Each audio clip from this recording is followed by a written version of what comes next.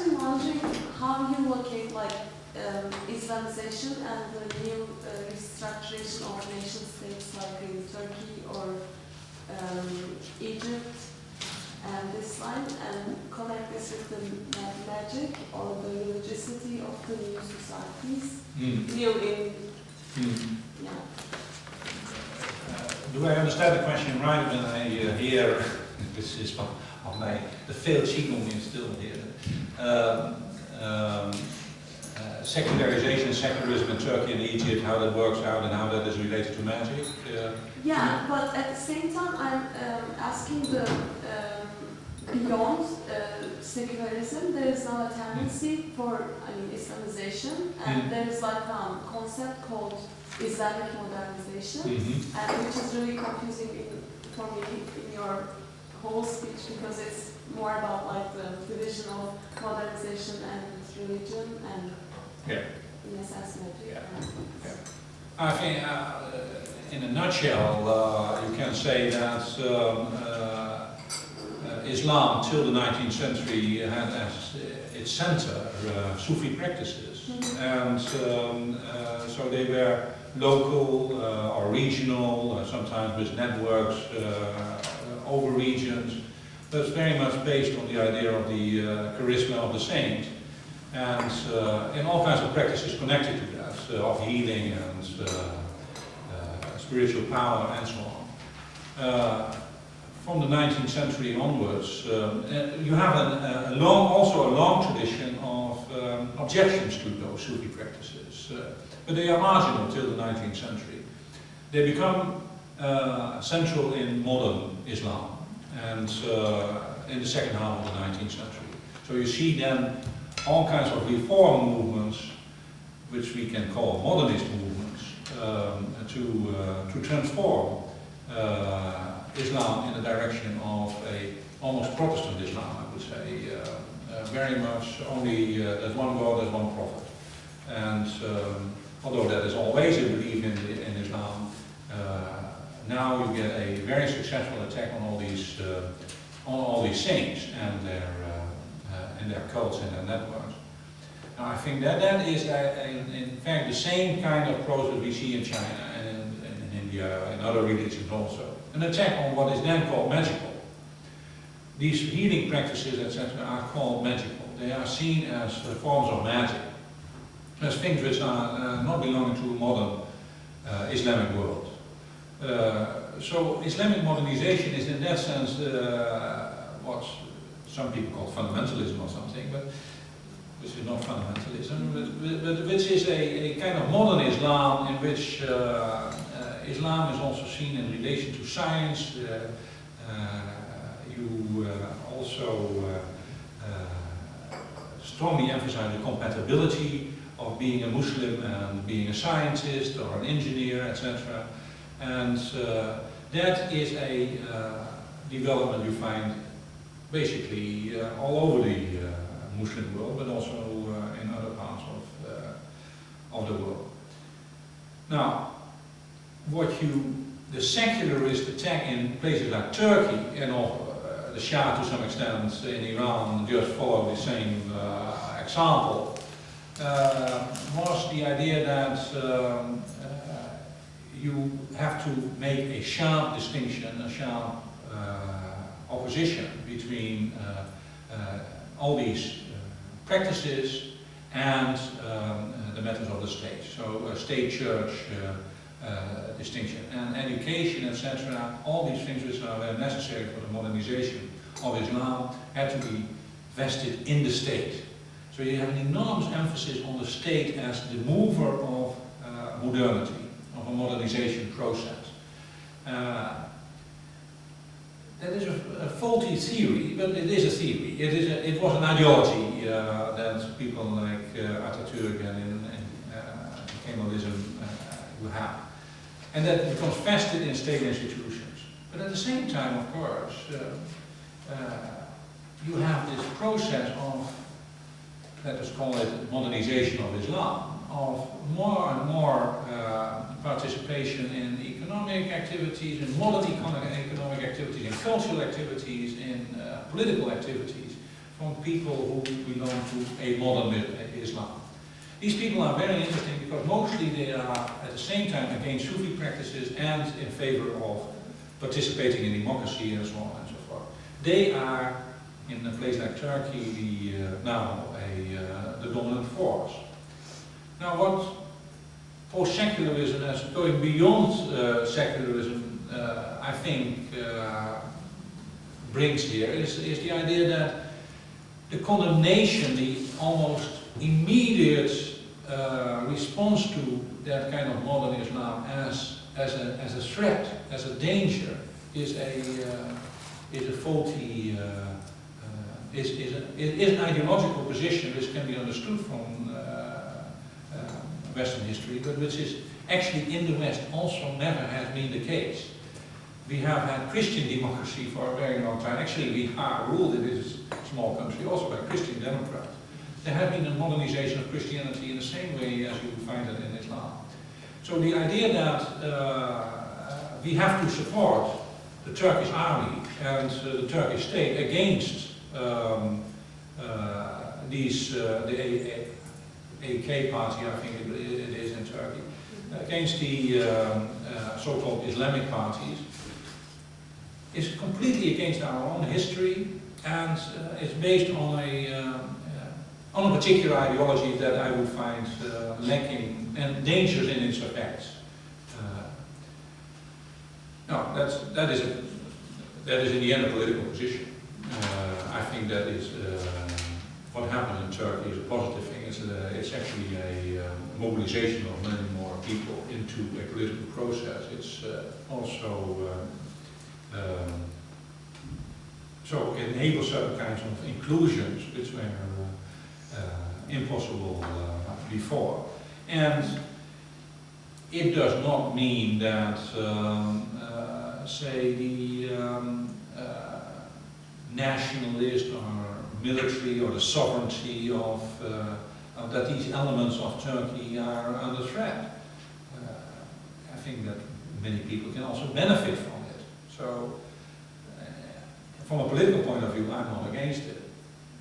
But that's a political view. I think in the end one has to see that these things are, of course, to some extent we can try to understand them historically and compare them to other historical developments elsewhere.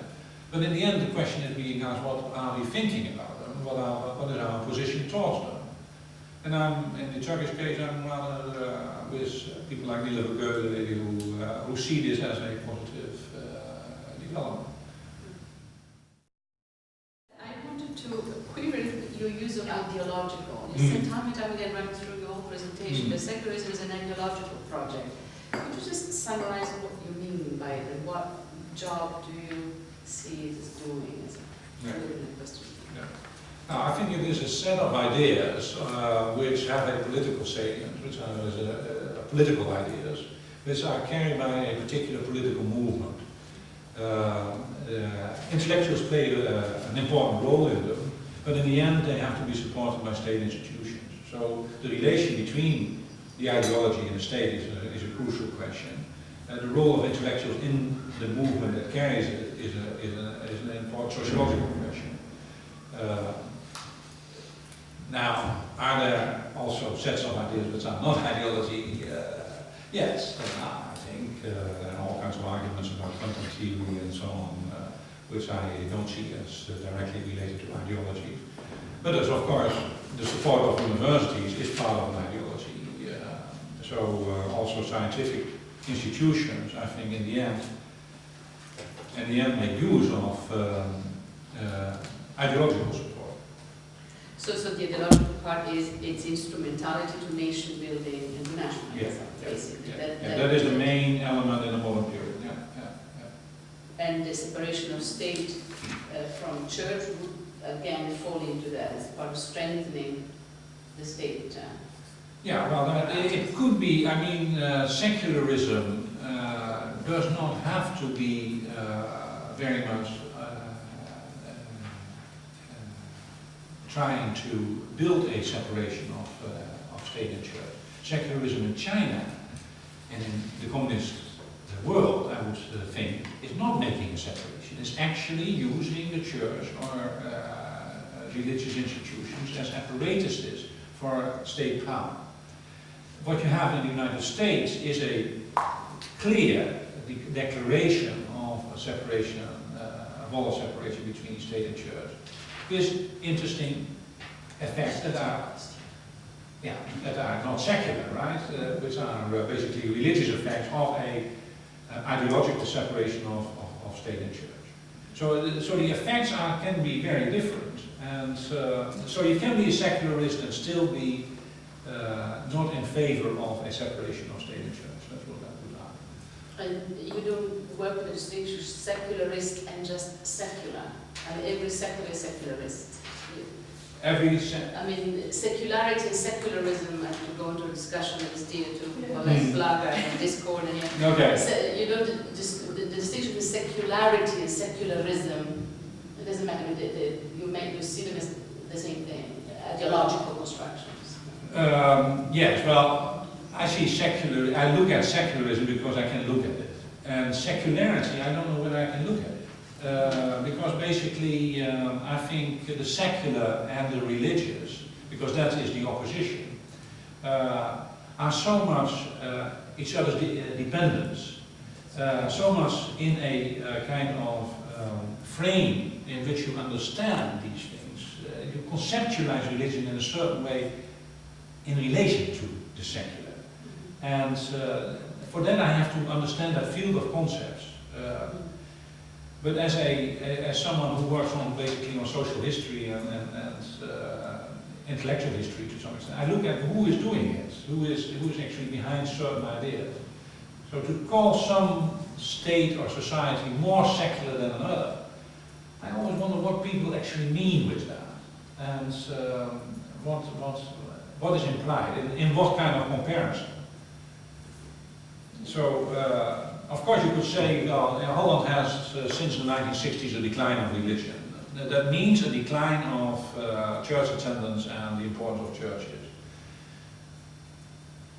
But I think there is not so much an emergence of the secular in that in that direct sense. There is a certain kind of a morality which is not anymore carried by those churches, but a certain kind of national ethos which is still carried by all kinds of other institutions. So you have to look where it goes then, and who is producing it. It's a bit related, I think, to what he says, that nationalism and secularism are related, right? Nationalism and secularism are related. Consequently, secularism would be an ideology, but secularity not necessarily. Well, yeah, no, but I do the distinction between secularism and secularity, because secularism is, as you said, and the way that we use it is an ideology in that sense. So it's an ideology that, I suppose, looking at dictionaries, it's an ideology that rejects any religiousness in the society. Yeah? And secularity is a political ideology that has a political system to it, where you divide state and church. Mm-hmm.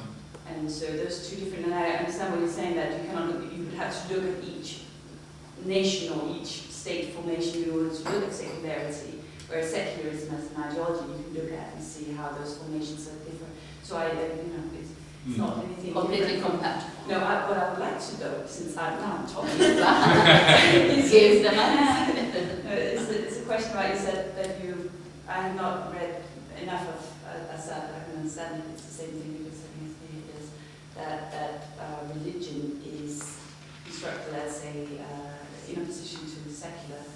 Why not, taking from your own talk, say that religion is constructed in opposition to magic? Mm-hmm. Why is it that it has to be in opposition to the secular? Yeah, no, that is what I would argue actually, that these things are in a kind of dynamic interaction. That Assad's original argument was that what we call religion would not be understood in the Middle Ages. So that it is actually a kind of category which has been produced in modern history. he points at the deists and so a particular kind of set of philosophies in which religion becomes a kind of universal, natural category, which is very different from, of course, saying, well, you have false beliefs and you have right beliefs. You have heretics, and you have heretics, and you have heathens. So there's a shift in the meaning of religion, which makes it also possible, as I argue, in the 19th century to create this concept of world religions as a moral source, etc. That is a particular development, but it is immediately related to the development of the idea of the secular, which has its religious origins. Of course, within the Catholic Church you have the opposition of the secular and the regular, the religious orders and the secular priests. And secularization would mean the alienation of church land to the state. So it would actually become part of the state. So that is the origin of these words. They get a new kind of sense or a new kind of meaning in the 19th century as a space of superior rationality and a space of progress. And it is therefore partakes in the same opposition of the modern and the traditional. So you get a conception of modernity as being secular. And that flies in the face of historical development, in fact, but it is, and therefore I would call it is an ideological argument. And it is an argument which is carried by liberals, and it's carried by socialists, by all kinds of different kinds of movements. And it has very different effects in different places. And magic is the, say, almost the hidden third in it, in this equation. That what actually happens is not so much the marginalization of religion, etc., in most places, but it is an attack of a certain kind of religion as traditional, magical, superstitious, like Sufi practices, as practices which are not belonging to the essential core of the pure core of the religion. So you purify it. It's very much what Latour calls the purification of these elements. And that's probably an interesting kind of connection between the religious ideas and Latour's ideas about modernity and about the distinction between man and things. There's a strong attempt to purify religion from its magical elements. That starts in early modernity and it continues to the present day. That is therefore indeed an element of secularization. That is what Weber calls entzauberung, and what is then in English called disenchantment, and which is then the basis of Tucker Parsons' idea of secularization. There are steps in between which are not anymore seen. That is the interesting thing. So magic, in my view, is an important element in it, because you also are then able to see the magic in secular practices. And our consuming practices and our national beliefs and also our beliefs in the flag, etc. There's so much of the magic in it, which has then been transposed from somewhere to something else. This is always a tricky argument. What you're talking about now makes me think of a few years ago when I was teaching. I had a student who was a practitioner of Wicca. Oh, yeah. And so I was thinking about what you're talking about, the place of magic, and that we have a return of the religious now, but we also have a return of the magical, which is a complete construction. And what's interesting is that it seems like how the magic constructs itself as a position, in part, is by taking over the critique of secularists of religion, and the irrelevance or the falsity or all corruption of religion and religious institutions. So it takes that secularist argument, but then uses it to validate its position as magic, which is then also in turn a criticism of secularism. So that was just a comment on sort of what the triangle relation is. And then the question I had was very simple. When you're thinking about Chinese secularism and the secularist project, should we see that as something that's just derivative and imitative of what's coming from the West? You know, when you're talking about what are the sources of the anti-clericalism, right? And you look at Protestantism, missionaries, Orientalism. You know, it sounds as if it's a kind of derivative thing, but I'm guessing it's not. So I'm curious. Yeah, no, I think actually nothing is really very actually derivative. And my idea is that these are dynamic processes in which there are different forms of agency, different forms of influence on both sides, right? Also, the way the magic is constituted in, say, anthropological theory at the end of the 19th century by people like Tyler, etc., has very much to do with this kind of encounter with all kinds of ideas and practices like mana in Polynesia, etc. The fetish, all these things which are encountered elsewhere, which become then part of universal or kind of metropolitan universal theory.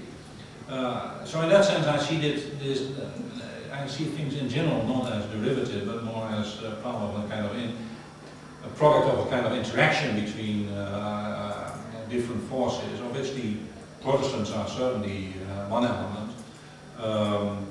At the end of the 19th century, of course, the enormous glorification of which we are still, I think, part, the glorification of science. The idea that science is going to change the world and that it will. The enormous power of that idea of science, whatever it is, that is a big influence. But also Chinese traditions, of course. All kinds of ideas that popular religion, all kinds of ideas people have are actually ideas of illiterate people, of people who have not been trained and disciplined in the moral text of the empire. And not only are they stupid, as intellectuals generally think that other people are, they are also dangerous. So there's a history in China that these popular beliefs may also be turned political and turned against the empire. So there is a longer history in which, say, first the Jesuits, with their idea of Confucianism, I just read a book in which the argument is that Confucianism is actually a Jesuit product. An interesting idea. That Protestantism, the idea of science, but also all kinds of Buddhist ideas about what is rationality and so on, play a role. And no, I don't see these things as derivative.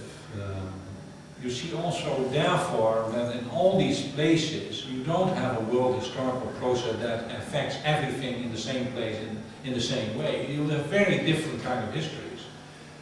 The history of the US is quite different from that of the Netherlands and of France. And so secularization and modernization theory as a kind of blanket theories, which originate somewhere and then just explain everything elsewhere, that doesn't work.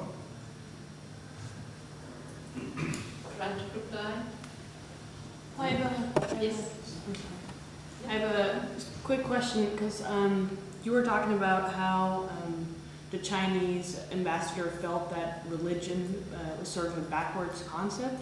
So how does a society that views itself as more developed and religion as a backward concept go to redefining the entire society through Western values? Is that just economics, or is there an ideological component, or? Yeah, well, what happens in China is basically that religions are transformed into kind of what I said, moral sources of the nation, and that is basically then they are positive. Of course, real communists don't really think that this is a good thing, but if other people are fine with it, and there's also nothing against it, etc. What they are really against is popular enthusiasms and things which actually basically are threatening. So magical beliefs, etc., which have a certain kind of salience. They see that as backward and as obstacles of progress. And the interesting thing today is, of course, the last 20 or 30 years, is that all these practices and things are coming up again. And so you have an enormous economic growth, and you have also growth of all these popular beliefs, and you have the sense that you should not repress them anymore. Now, there is still an attempt, I think, in China to harness them to the extent that they can. And I think one of the most interesting elements of that is to harness them to consumerism, to tourism, for example. So all these popular beliefs and popular cults have temples, and other kinds of institutions also have people who can tell fortunes and so on and so forth. You go to a temple and someone tells what happens with you and what hasn't happened. Now this is now part of nationwide tourism, and therefore of new consumption patterns, and therefore immediately connected to economic growth. So you don't have to repress them anymore if they are part of economic growth. If they become part of a resistance to the state, like Tibetan Buddhism or something, then of course people are less happy and try to bring them under control again. Tibetan Buddhism is a fine thing if it is conducive for tourism to Tibet, which the Chinese really want very much to stimulate. But if it is kind of troublesome and wants to have a certain kind of sovereignty, then it threatens actually economic growth. So economic growth, as in our own country, is the central thing. And practices are not anymore, as in the end of the 19th century, seen as an immediate kind of obstacle to that. They can actually be harnessed to it, and that's happening in most of the places. Enormous building investment, etc., in temples, and of course, one of the most interesting things is always to buy a license plate with a lucky number. So there are some numbers lucky, and you have to pay sometimes $100,000 to get a good license plate. That's not wrong, because someone is gaining some money out of it, I guess the state. So and there are good things and there are bad things. Good things are in favor of economic growth, and bad things are against. I was really fascinated by magic. I just realized that I'm into magic. Just a minute, you made me realize this. Well, several things. There's one definition of magic in your paper, which is, as Paulette indicated, one of the others of religion. Religion is the other modernization. Okay, if we go with that, I think you do a number of operations with magic in the papers, which I thought were internally contradictory, consequently even more interesting. What I heard, so this is a clarification point and a debate point, is a kind of a sociological, anthropological definition of magic, which is the beliefs of the people. And already the people, and this is a metaphysical, these are the people, traditional knowledge, superstitions, you said, idolatry, ghosts, ancestors worship, tribalism, animism, etc., etc. And that is, all of that needs to be put into order by state power. State apparatus need to control that. Traditional medicine would be an example. The witches in the Middle Ages, for us, they had knowledge that was dangerous and threatening, had to be disciplined and punished, etc. But then there was, summarized in the paper, another sense of magic that I heard. Maybe I heard it because I was actually putting it, but I want to check with you. And that was affectivity, irrationality, hope, emotions in general, griefs and rituals of mourning. And what I would call the social unconscious, believing, the belief in miracles. I think the notion of miracles is almost the zipper that brings them together, both the anthropological and the, should we call it, the other dimension sense of magic. Do you recognize this, or am I Sure, yeah. Could you expand a bit the two senses, the two, magic has a different job in those two instances, and I'm very interested in the social unconscious, but I first wanted to ask you to expand a bit on this. Yeah. Well, in the 19th century, the general idea is that it is false science. And that is actually a very important element, because we don't know actually what science is. And science in this sense is an ideological term. It is a term of a certain kind of rationality, a certain kind of enabling of progress through concerted action on a rational basis. And in that sense, it represses all kinds of irrational desires, irrational objectifications, misunderstandings. I mean, electricity is all in the 19th century something in which people are always thinking, right? What is that? I don't know. I'm completely irrational. I don't know what electricity is, so I can't explain it to you. But it's magic. It's magic. To me, it is magic actually, and in that, so there's lots of people who use magnetism, etc., in relation to electricity. Photography becomes something people think with, and so there is this whole series of technological inventions and scientific progress which is incorporated in all kinds of other understandings of it, which you could call popular understandings of it, which are not scientific, etc. Now, the general understanding in the 19th century is that magic is something that misunderstands something and that wants to create certain kinds of effects through that misunderstanding. It either wants to delude people or so fool them, or has some effects which it doesn't understand, so kind of placebo effects, etc. It should be replaced basically by rational understanding. Now, so it is a large field, and that is actually what I want to convey, that it is actually not so easily containable, because it has all these assumptions. It's a little bit like what you have also with Habermas' assumption of a kind of rational debate as the basis of a democracy. Everyone knows that that is not true. Except Habermas. Except Habermas. And he's famous. So we also want to believe that. And there's an enormous desire that it would be like that.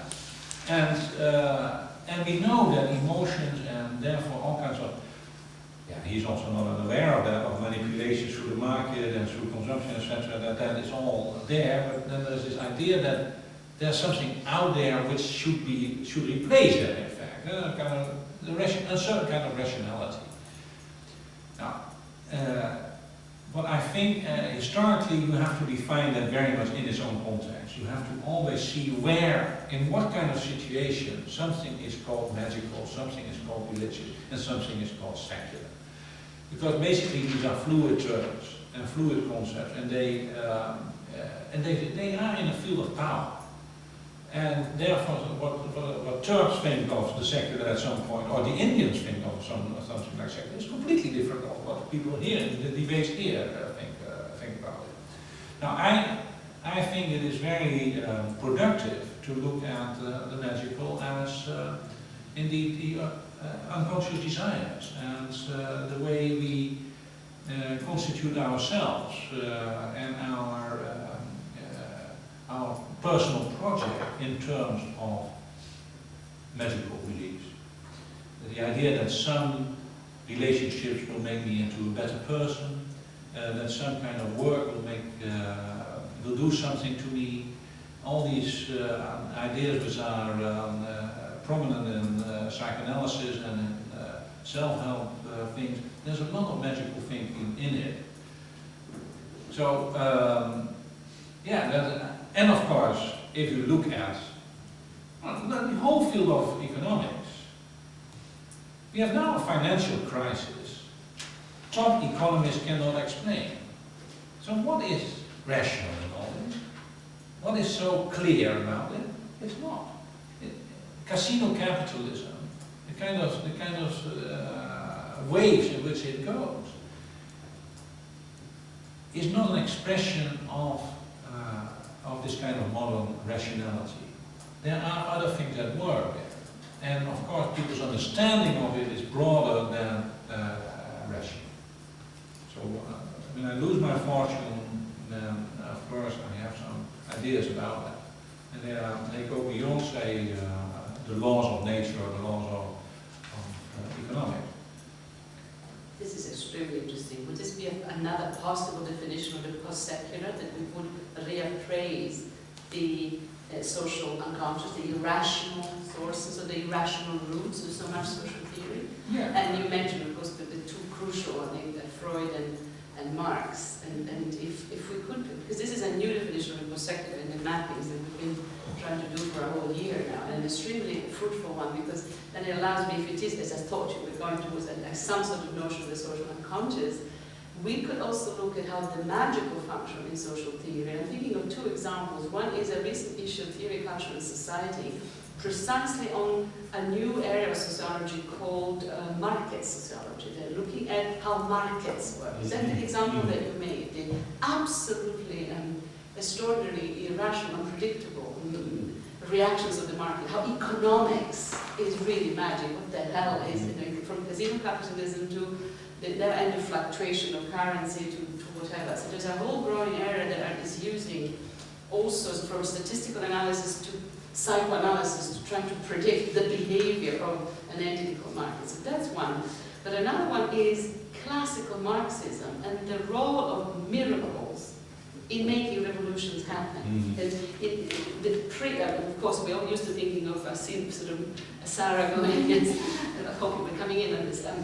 There's the classical, the scientific side of Marxism. There is a logic to this that we can predict it and determine it historically. But there is also that moment of transformation, of what makes a social transformation possible. Why is a generation so completely over-the-top rebellious that nobody can stop it, and then 2 minutes later, a bunch of doormats and nothing happens? What makes the social fabric? I'm just trying to remember where in Marx there is a reference to alchemy, the alchemy of social content, whereby at one particular point the miracle happens, and the miracle there is the revolution. Yeah.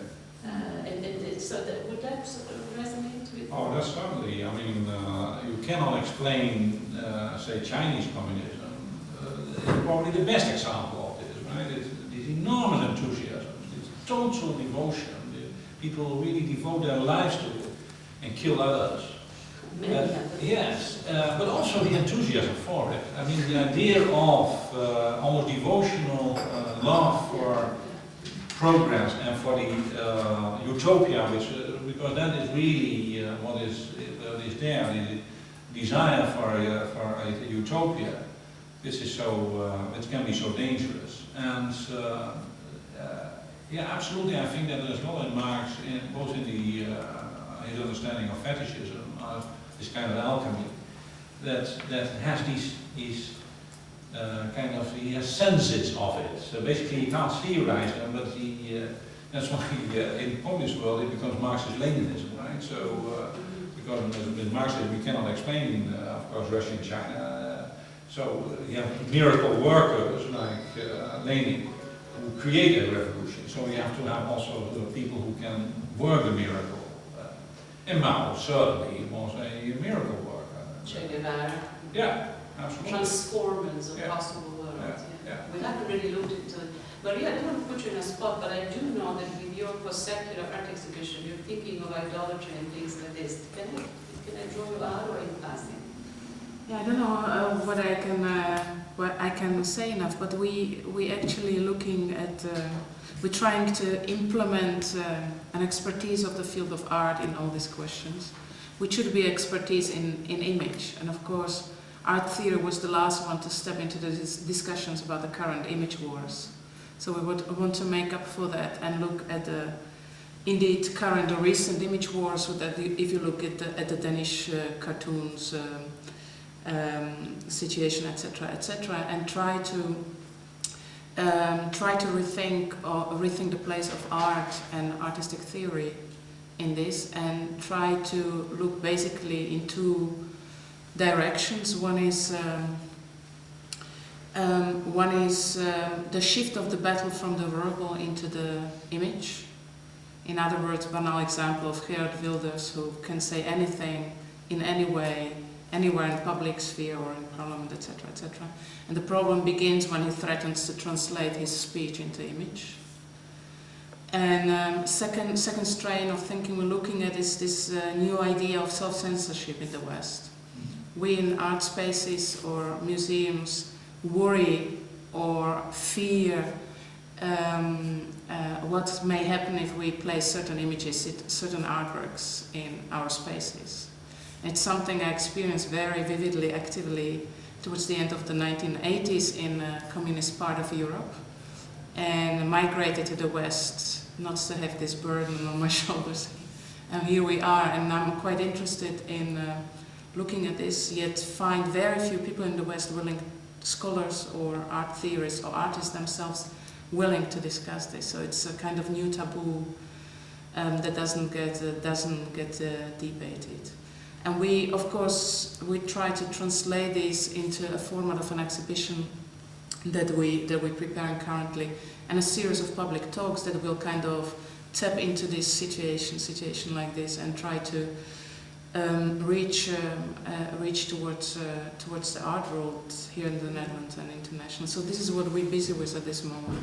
Can I probe you on this second part that you think that, so there's a new idolatry in the public debate, which has to do with images being more important than language or verbal representation in this huge discussion on religion, the clash of civilizations.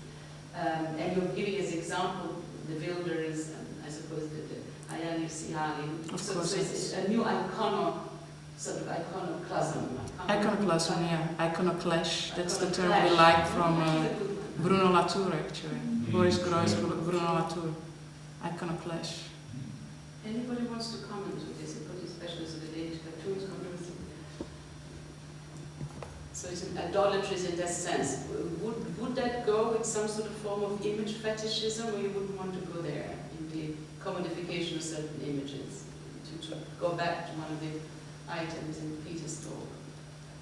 Yeah, and I unfortunately missed quite some part of it, but we had a little chat over the break, and a question about what happens to an image if you destroy it.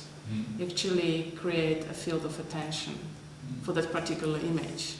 Danish cartoons would be absolutely irrelevant in the field of art, would they not be in the center of this conflict. And for art that in the last couple of decades tended to walk away from image. Actually, there's a huge development in the field of art of becoming something more than just visual art, becoming kind of expanded field, a kind of place for a network, or where different types of discourses, aesthetic, religious, economic, political, social, philosophical, intersect. So we see art as a kind of, umbrella territory for a number of different discourses, which consequently actually means that we in the field of visual art move away from an image.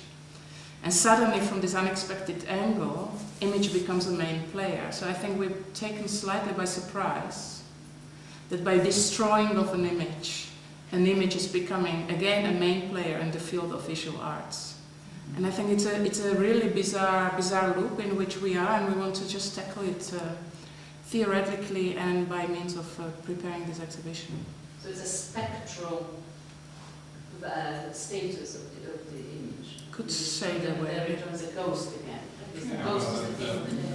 that certainly in religious contexts, it's always very fascinating when people destroy their images and go and move to something else, because has that image then lost its power?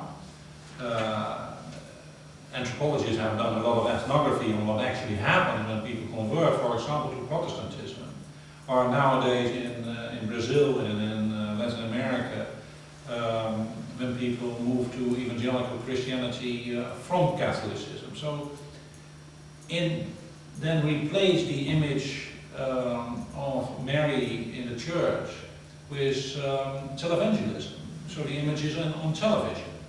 So what happens in getting rid of some images and getting some other images in? And I think what you were just saying, that sounds fascinating to me, and I must say I have not thought about it, the idea of abstraction. Because basically the history of abstraction is that you get beyond the image, and somehow it conveys something stronger than when we try to imitate nature or try to create an image. And Kandinsky argued that it's actually in abstraction that you find the spiritual. The spiritual is therefore an element of abstraction. Now that is something which we also of course see in religion. Islam and Protestantism all say that God is actually to be found as soon as we move beyond the image and destroy the image. Now what do we do when we destroy the image, and how does it come back to us? That would be more the Freudian take on it. But I think all these elements are there in concrete situations. So not only in the world of art, the rarefied world of artists, but also in, say, the more less rarefied world of the constant consumption of images. And these things feed on each other. They are not, they are less separate than we mostly conceptualize them. That's what I would think. And it's interesting to bring them into play together. So not only look at abstraction and images there, and then mass media with their cartoons there, etc. But this is one world in which, indeed, you know, this funny return of the image. That is actually quite interesting. But isn't this kind of an eternal circulation of degrees of sameness? I mean, what returns on the images is destroyed. We can go the spiritual path, and then we have to talk about transcendence, which belongs to the conversation of fetishism, to which we shall return. Yes, yeah. But if we stay for this for a moment, isn't an endless circulation of okay, Maria is not there, but is replaced by verbalized or visualization of Maria's speech. I mean, is there not an eternal repetition here that is a circulation of the same, which would seem to contradict an argument for transcendence? That would be something that brings you to another dimension. I mean, the Taliban's destroy the Buddhas, where I didn't even know that those images existed. Well, I'm haunted by that. Exactly. They've been destroyed. They exist in my mind now. But isn't it just an eternal circulation of sameness? Isn't this just a repetition, a vicious circle that we don't seem to be break out of? I don't see the novelty of that, but maybe I just don't understand. I don't see that as a kind of repetition. I see that these things are constantly played out in there's very different effects. You have to look at the effect and how they are used. This kind of cartoon question, I think, in my view, could never have happened, say, 50 years ago. So there's a new, first of all, there's a new constellation, a new political constellation in which these things are happening. But then secondly, I think also the investment in a kind of freedom of images, which symbolizes our freedom, is an interesting kind of development. So that the role of the artist as the kind of the priest of modernity, that is also, I think, a new, that is a longer process, but that is something which is very central. And so basically what I would think is not a circulation of sameness, but looking at what is happening with things which look similar. The problem between the image and the non-image is there for a long time, but it works out very differently in different historical phases. A lot of this is about representation, and it's both about visual representation, it's about political representation, about discursive representation. And how that connects to this is in a very, very simple, fundamental way. It seems to me like representation itself is a miracle. If you think just simply how difficult it is to communicate, that you have something in your head and you want others to understand as it's in your head, and it's impossible. So that even if it happens a little bit in and of itself, it's a miracle. And then at the same time, you have the question of what is a true miracle, a good miracle, and what is an evil miracle. So it's not only representation and non-representation, but also, say, miraculous representation and anti-miraculous, the representation of the miracle that is of God and the one that's of the devil, right? The true prophet and the false prophet. And so if there's a circularity to it, I think that in each instance what you have is contests that are deeply political, deeply about power, distributions of power, about institutions, about what is the true miracle and what is the false miracle, what is the true representation, what is the false representation. And that we find different varieties of this with each generation, each instance, so that how it takes place now in the age of the internet is very different than, say, how it would have been taking place 100 years ago. But that's a fundamental component of it, is this contest over representation. And then if you want to tie it into the discussion where we're having it now, you can take it in the direction of representation as something miraculous. But this is very abstract. I don't know if it helps the conversation along. It pulls the different strands together. I'm thinking, I mean, even Judith Butler and the notion of performance and repetition with a difference. You know, and when is it that repetition is repetition? When is repetition with a difference that makes a difference, and so forth? Okay, but then I understand that in relation to repetition and difference. I understand less representation in relation to the miraculous or the miracle. Well, what I'm thinking, yeah. Well, because I'm thinking, I mean, I don't know, because part of the discussion here, there was implicit that miracles aren't miracles. And I'm a bit, I'm not sure that I think that. I think there are miracles. But I come from a Christian tradition that's always been distrusted because it believes in miracles. So, but I do, so the thing is, what I'm thinking of is, I don't think there should be any easy sense that miracles are something to either dismiss or that we know for sure what miracles are. And especially if we're thinking about the post-secular. If you think of the secular as something that's critical of the miraculous, what then is the relation of the post-secular to the miraculous? And I think something happens, there's a shift. And that's really what I'm trying to open up. I think none of us was, we weren't dismissing the miraculous at all. I think it was connected to the social unconscious, affectivity, irrationality on the one hand, and in my second question to Peter was that which breaks the absence of repetition, radical transformation, something that just intervenes and breaks it. And you can do this with, classical historical materialism, that would be the science that allows us to predict at a particular point the cycle of endless repetition of sameness and the replication of ideology will be interrupted by a radical disruption. Now, in there are elements that are absolutely on the order of the miracle. For me, the miracle is a radical transformation, completely unexpected, maybe irrational. And if you look, in the film Metropolis, and how the advent, the coming of the Industrial Revolution is represented in the mode of a miraculous second coming, really, and it is technologically mediated, and of course cinema becomes the embodiment of it. And there are, for me, the miraculous is the radical transmutation, and their sort of difference without repetition would be the miraculous, and there we're completely in agreement. There's plenty of that in social theory. I'm not sure that that's how you will use it. Well, because how you're talking, to me it sounds like a deeply modern faith in the possibility of transformation and disruption. And so what I'm wondering is, how is it what you're talking about? How is that different? I think that there's a lot of question. If such radical disruption is possible, if the kinds of political faith that come out of modernity, in the end are productive. When we look at what's happened, for example, to post-colonialism, or what happens, how oppression continues to reconstitute itself. So in the face of that, the modern project for a new world very often hasn't led to a new world. It's just led to other kinds of oppression. What then happens to the miracle of the radical disruption? What happens to the miracle of the revolution? That's another question, yeah. But Peter, do you want to, because this was all reading of your paper.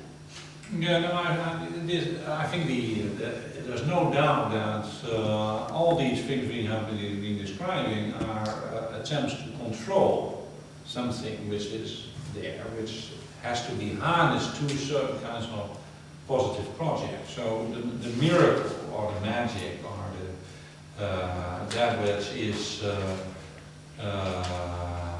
ungraspable is at the same time to be routinized and controlled, etc., and at the same time needed. So Rosie, I think, was talking about like this revolutionary talk, right? What you also have in Maoism, that you have it already in Marx, this idea that something happens and that we cannot actually completely explain it, but we have to actually create the conditions for it. And we can also scientifically, in Marx's case, understand what are the conditions for it, but then something escapes from it or is not entirely understandable within those terms.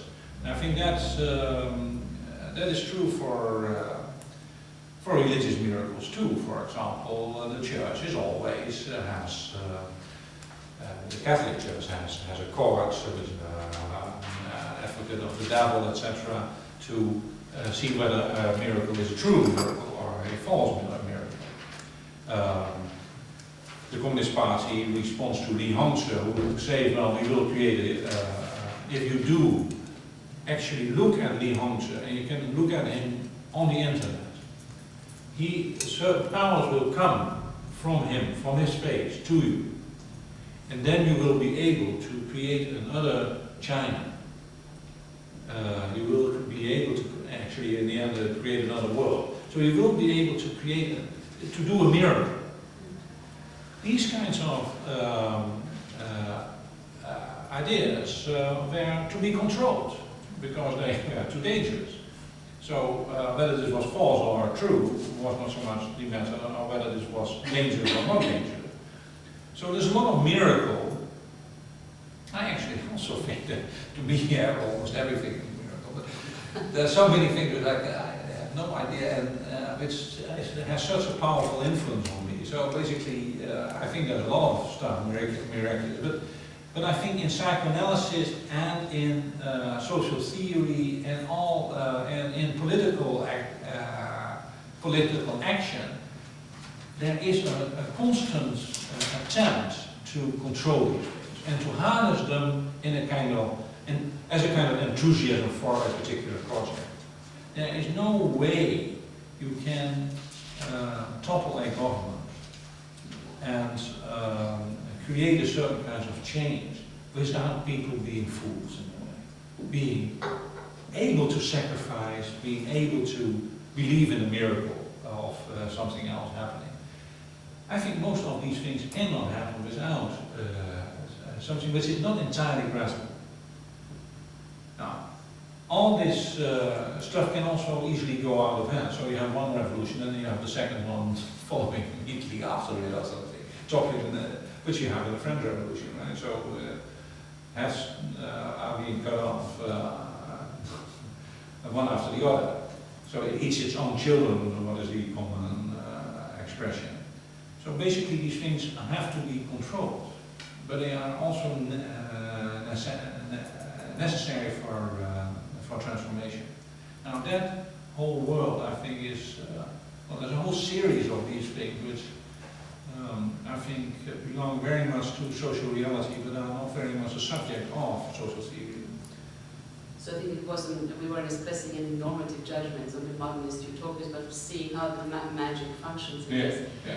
I need to make an exception for psychoanalysis. We're trying to make the case for the exception of psychoanalysis, because I think that's connected to the question I was asking about fetishism and the function of the fetish. I think fetishism in Marx and Freud are very different. That will be another discussion. But I think Freud does understand absolutely the magic in the first and second sense. Affectivity on the one hand, hope, grief, the importance of that, and then irrationality and the role of the irrational in constituting the social. Absolutely. I mean, it is absolute, but as a political thing. But he wants to control it, right? I mean, well, that was my question. S-bar is all exciting. Okay. So that's how you read him as partaking of that sort of secularist state apparatus gesture or reappropriation.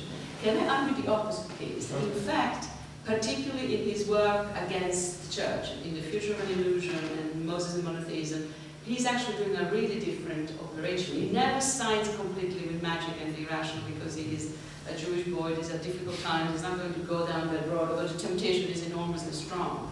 But he does something far more pernicious because we're thinking of reading him in our reading group. He actually actively theorizes the necessity of killing God in order to achieve a social contract that makes sense.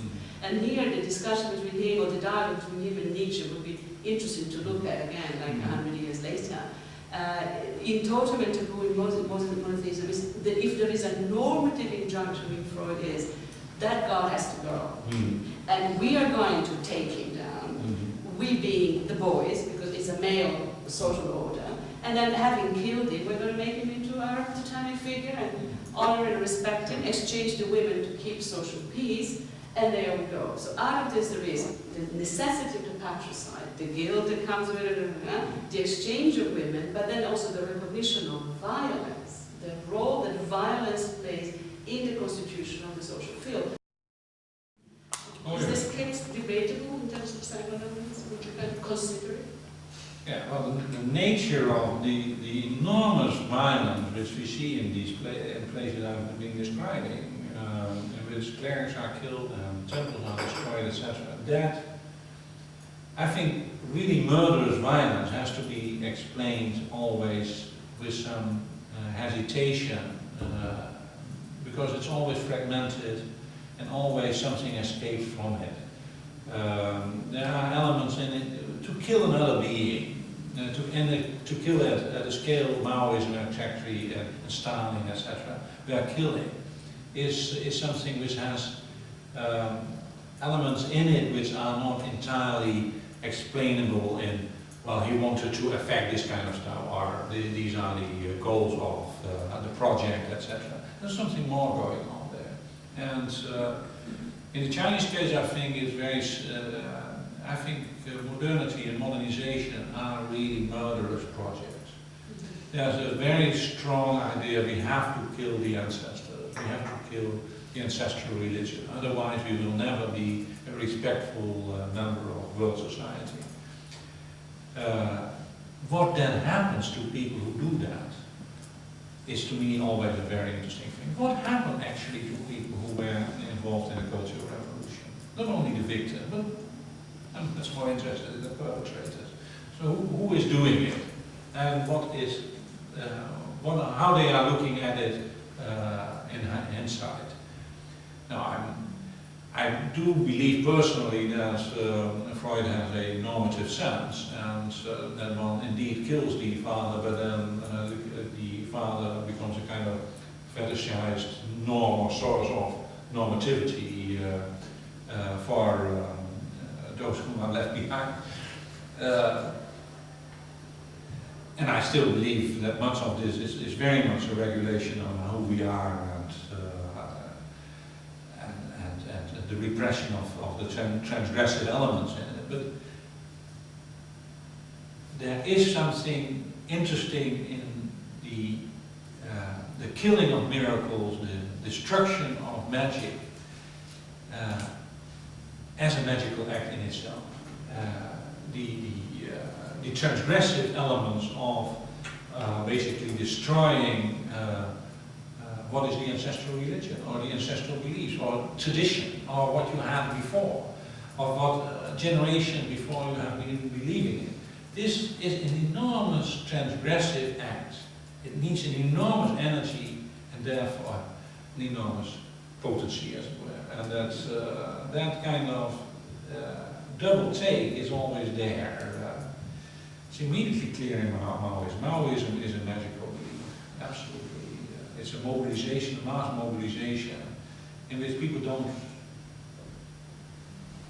I hesitate to say don't know anymore what they do, because basically they do something which is indeed the unconscious, and it's acting out something else than only we are against the landlords or the right wing or whatever. There's something more going on there. But that something more is not immediately, I think, I prefer to keep it dangling in a way, not immediately to be pinned down, because it is that extra which is quite interesting to think about. I think we have to leave it open because a lot of conservative thinkers, even during the French Revolution, of course, looking at the excesses of revolutionary fervor, or every revolution leads to terror, the revolution leads to a bloodbath. We have to acknowledge that this is the case, but I don't think we particularly want to walk down that road. It was more like whether Freud's analysis of the sacrificial ontology, that killing the ancestor is the foundational gesture that actually founds religion. From that moment on, we actually worship them, having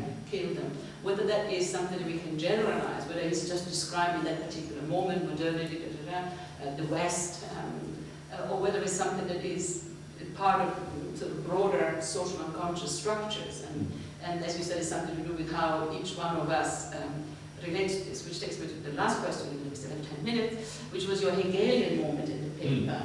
And it reminded me of Simon Glendinnings's paper, actually, on that Hegelian reading of the historical progress of people, and how they manifest the spirit in their sort of historical implementation of their degree of rationality. And I wanted to, you said that, you reminded us that Hegel says that the East cannot be eaten and the West is the best because of the way we attach rationality to individual rationality. Now, because in relation to what we just said, that the miracle revolution is about merging into sort of a chaotic mass of murderous and social unconscious affects, putting words into your mouth, is the individual rationality the other side of this, and reframing this? How would you position this, and would you want to come out as a Hegelian after all? No, I wouldn't.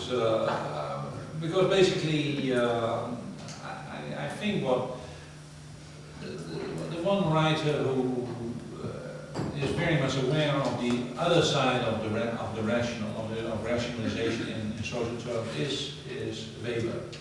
And so rationalization and intellectualization of life, what that has, not only in the personal sphere, in the Weberian case quite traumatic, of course, but also in social life, what that affects the calculus of rational organization of social life. What are the possibilities of that? They're quite dangerous, and in that sense, the individual is of course, in connection with the collective, and that's also true in Hegel. So the individual is not seen as a kind of conscious or a kind of rationality which can resist the way it all goes, right? It's basically you have to see where it all goes, and there you are with the rationality of history, or the logic of history. Our sense of the Chinese is often that people have no individual position and there's a kind of Hegelian denial of individualism in all these places. This is absolutely nonsensical. It makes no sense. It's not empirically true, and it's also an understanding of the relation between individual society which is basically wrong. The way, the extent to which the individual is a social being is lost in all these ideas. So, yeah, do I believe that rationality is important to stem the waves of the unconscious, etc.? Yeah, I don't know. That doesn't work like that, right? So I don't quite see how that works. I see, if you look at the Nazi regime, you see a quite interesting mix between bureaucratic rationalization, which works as a train, as it were, and a completely populist and irrational or emotional a desire, a utopian desire, and that's how it works in many cases. Also in the less fascist cases. So the belief that someone will actually change the whole thing, that's how democratic politics work. So yeah, I don't see it as opposites. It's that oppositional thinking around these things was partly where I started.